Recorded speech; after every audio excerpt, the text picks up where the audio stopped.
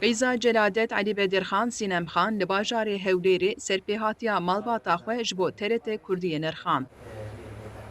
Sînemxan daxuya kirin ku mîrata Bedirxaniya ne tenê mîrata malekê ye, êdî ew mîrata gelê Kurd e.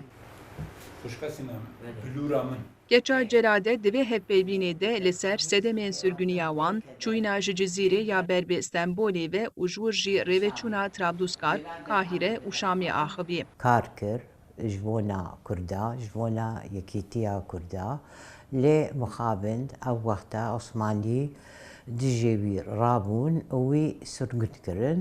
Cara ewil wî sürgûn kirin Stenbolê.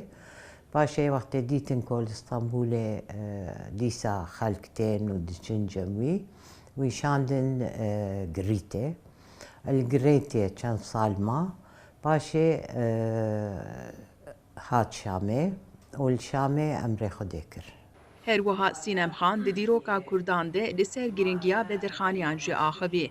Gelek kar kirin bo Kurda. Jiyana xwe terxan kirin bo Kurda, bo milleta xwe û cem wan gelek tiştekî giring bû ku xandin û nivîsandin wekû hûn dizanin yekemîn rojname navê Kurdistan sala 1898 li Qahîre derket. Ji aliyekî din ve behsa xebata malbata Bedirxaniyan ku ji bo çanda tarîxa Kurdan kir û got malbata me îro li gelek deverên dinyayê yên cuda cuda ne.